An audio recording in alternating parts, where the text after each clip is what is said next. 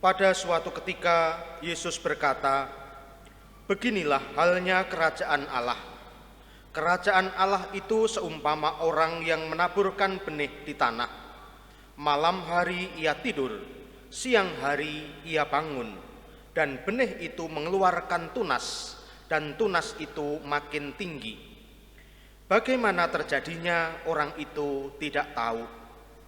Bumi dengan sendirinya mengeluarkan buah, mula-mula tangkai, lalu bulir, kemudian butir-butir yang penuh isi pada bulir itu. Apabila buah itu sudah cukup masak, orang itu segera menyabit, sebab musim menuai sudah tiba." Yesus berkata lagi, "Dengan apa hendak kita bandingkan kerajaan Allah itu? Atau dengan perumpamaan manakah kita hendak menggambarkannya? Hal kerajaan Allah itu seumpama biji sesawi yang ditaburkan di tanah. Memang biji itu yang paling kecil daripada segala jenis benih yang ada di bumi. Tetapi apabila ditaburkan, ia tumbuh dan menjadi lebih besar daripada segala sayuran yang lain, dan mengeluarkan cabang-cabang yang besar, sehingga burung-burung di udara dapat bersarang dalam rimbunannya."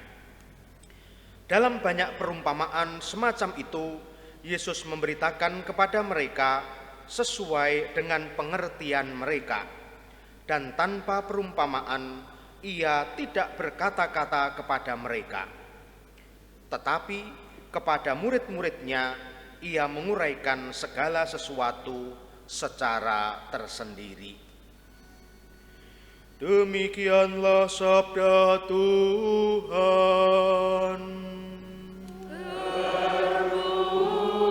Terpujilah Kristus. Saudari-saudara yang terkasih dalam Kristus, kita menyadari bahwa seringkali di dalam kehidupan kita sehari-hari, kita pun juga mengalami berbagai macam mukjizat. Bahkan anugerah kehidupan itu sendiri adalah mukjizat terbesar yang diberikan Tuhan kepada kita. Tadi malam kita berangkat beristirahat, lalu sepanjang istirahat kita tidak ingat apa-apa. Namun Tuhan tetap berkarya di dalam kehidupan kita.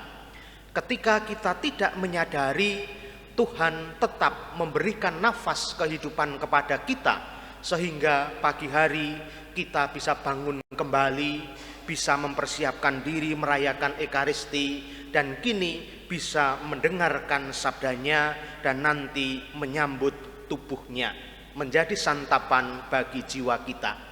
Seringkali kita tidak menyadari bahwa nafas kehidupan yang Tuhan berikan setiap saat, bahkan ketika kita tidak menyadari, itu sungguh merupakan kasih Tuhan, mukjizat Tuhan yang begitu luar biasa dalam kehidupan kita. Juga di dalam kehidupan kita yang lain, ketika kita misalnya menyaksikan anak-anak kita yang belum lama kita rasakan masih kecil-kecil, masih kita bopong, masih kita gendong, masih kita suapi, ternyata karena karya dan kasih Tuhan mereka tumbuh berkembang dengan begitu pesat. Bahkan seringkali tidak kita sadari, kita pun harus rela untuk melepaskannya. Ketika anak memilih untuk tinggal di kos-kosan, ketika anak memilih untuk tinggal di asrama, ketika anak memilih untuk masuk seminari dan lain sebagainya. Bahkan akhirnya ketika anak harus berpisah karena membangun hidup berkeluarga. Maka saudara-saudari yang terkasih, sebagaimana ditegaskan di dalam bacaan-bacaan hari ini, khususnya bacaan Injil, kita diajak untuk sungguh-sungguh meyakini, sungguh-sungguh berkarya, bahwa Tuhan Allah senantiasa berkarya di dalam kehidupan kita, juga pada saat-saat kita tidak menyadarinya. Seperti halnya dalam perumpamaan bahwa Tuhan selalu memberikan pertumbuhan pada benih yang ditanam oleh para petani, tanpa petani itu menyadarinya. Benih itu ditanam, tetapi Tuhanlah yang memberikan kehidupan, memberikan pertumbuhan. Demikian pula di dalam kehidupan kita masing-masing. Maka sekali lagi, mari kita selalu membangun keyakinan dan kepercayaan bahwa Tuhan selalu berkarya di dalam diri kita. Tuhan tidak pernah membiarkan kita sendirian, Ia selalu menyertai kita dimanapun dan dalam keadaan apapun. Terpujilah Tuhan kini dan sepanjang masa. Amin.